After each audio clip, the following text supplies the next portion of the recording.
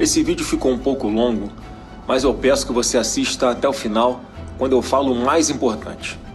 O que todos viram nesse 11 de setembro brasileiro foi uma covardia vergonhosa contra um homem honesto, inocente, que foi vítima de uma união oportunista de pessoas que não estavam defendendo a Constituição e muito menos a democracia, mas estavam defendendo sim aniquilar alguém que eles enxergam como uma ameaça aos interesses deles, alguém que nunca descumpriu uma única decisão do STF, alguém que foi perseguido ao longo dos 4 anos como presidente da República de uma forma implacável, alguém que nunca fez um ato sequer fora da Constituição.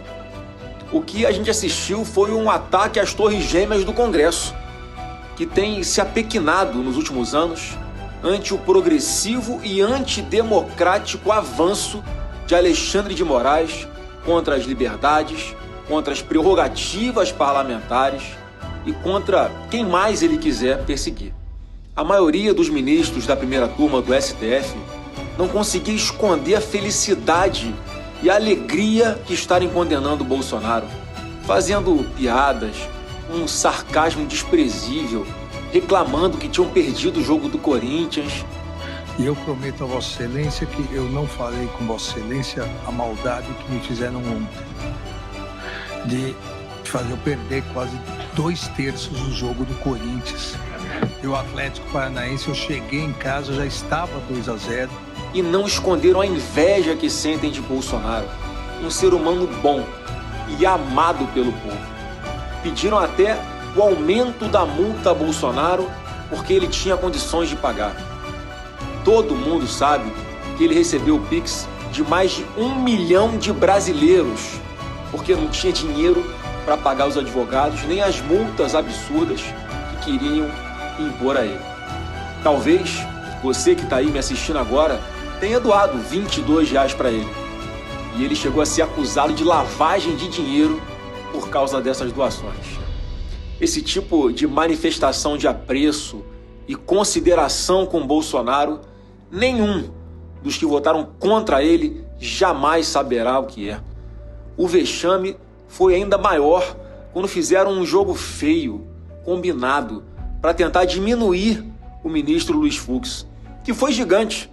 Não porque deu um voto para absolver Bolsonaro e os demais inocentes, não, mas porque foi o único que se comportou como um juiz e não se rebaixou ao nível dos que se deleitavam com a covardia de 4 se juntarem para bater em um, como hienas atacando um leão ferido caído no chão.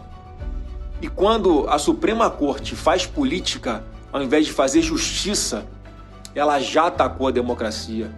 Ela já caiu em descrédito perante o povo brasileiro. Eles próprios não respeitaram a instituição a que pertencem, não se dão ao respeito e querem exigir respeito dos outros.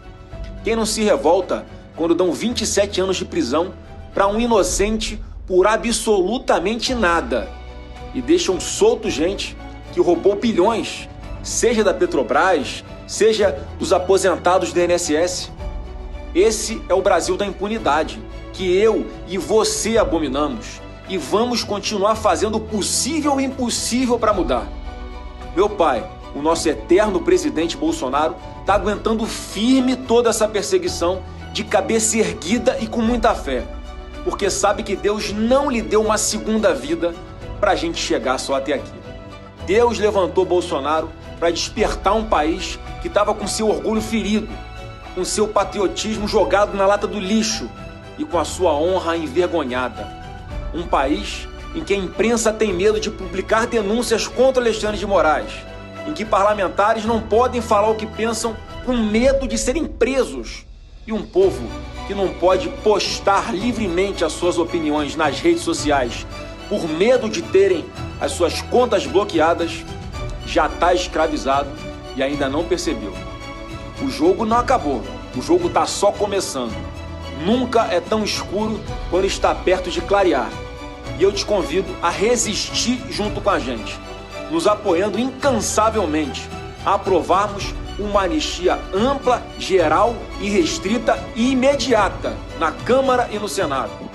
Temos uma travessia difícil até tirarmos o Brasil desse cativeiro que ele se encontra hoje. Mas com Deus no comando, a gente vai resgatar a nossa pátria. O bolsonarismo não foi derrotado. Ele está só em fase de crescimento. Ainda terão que ouvir muito falar de Bolsonaro por um longo tempo. Quem coloca uma armadilha para os outros acaba caindo nela. Quem rola uma pedra será esmagado por ela. Os homens aprontam um cavalo para a batalha, mas quem dá vitória é Deus, o Senhor.